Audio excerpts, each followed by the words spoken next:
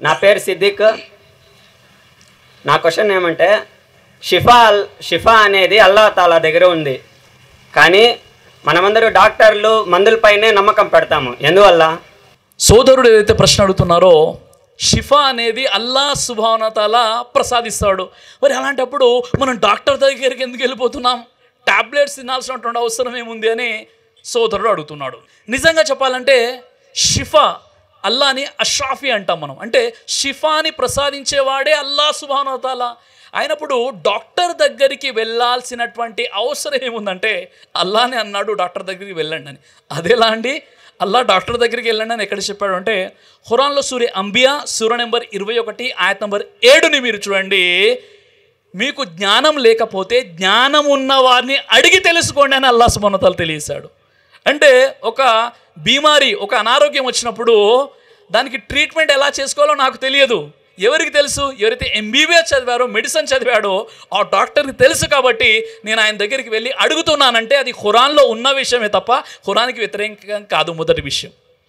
రెండో విషయం ఏంటంటే, ఈరోజు డాక్టర్లు కూడా వారు మనకు వైద్యం చేసిన తర్వాత వారు ఏమంటారు?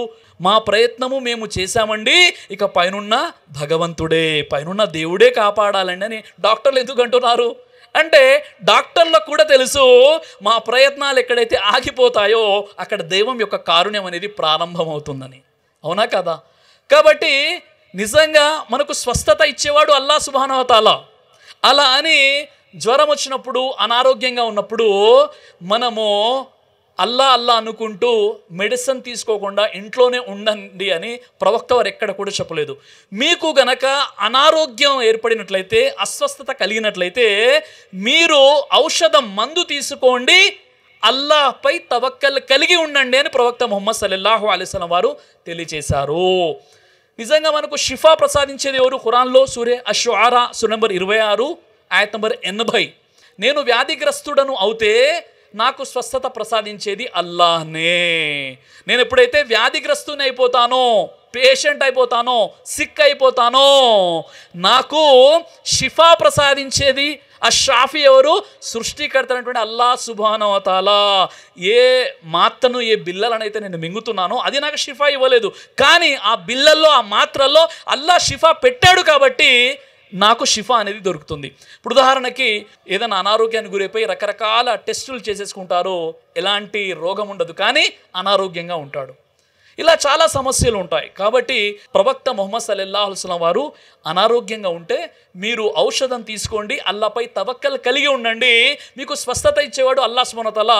ఆ మాత్రల ద్వారా, ఆ డాక్టర్ ద్వారా, ఇంకేదైనా ఔషధం ద్వారా అల్లాహ్ సుబ్హానహు వ తఆలా మీకు స్వస్థత ఇస్తాడు. కాబట్టి మీ ప్రశ్నకు జవాబు దొరుకుతుందని ఆశిస్తున్నాను. దైవ ప్రవక్త ముహమ్మద్ సల్లల్లాహు అలైహి వసల్లం వారు తెలియజేశారు, కడుపుకు సంబంధించినటువంటి అన్ని రకాల వ్యాధులకు అద్భుతమైనటువంటి ఔషధం తల్బీనా.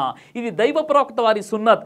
మంచి ఆహారం, ఇమ్యూనిటీ బూస్టర్, ఇందులో షిఫా ఉంది. ఇది మంచి ఔషధంగా కూడా పనిచేస్తుంది. కాబట్టి పిల్లలు అయినా, పెద్దలు అయినా, ఎవరైనా దీనిని ఉపయోగించవచ్చు. అలాగే ఖురాన్లో దైవం తెలియజేశాడు, తేనెలో మీకు స్వస్థత ఉంది అని. కాబట్టి ఇక్కడ కనిపిస్తున్నటువంటి ఈ నెంబర్స్కి కాల్ చేసి మీరు ఇప్పుడే ఈ ప్రోడక్ట్ని ఆర్డర్ చేసుకోవచ్చు.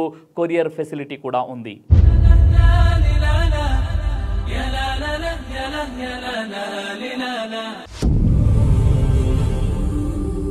బ్రదర్ సిరాజ్ అని యూట్యూబ్ ఛానల్ని మీరు సబ్స్క్రైబ్ చేసినట్లయితే ఇన్షాల్లా దేవచిత్తం అయితే మీకు వీడియోస్ వస్తుంటాయి. అదేవిధంగా బ్రదర్ సిరాజ్ అనేటటువంటి ఫేస్బుక్ని కూడా లైక్ చేయడం వల్ల మీకు వీడియోస్ వస్తుంటాయి.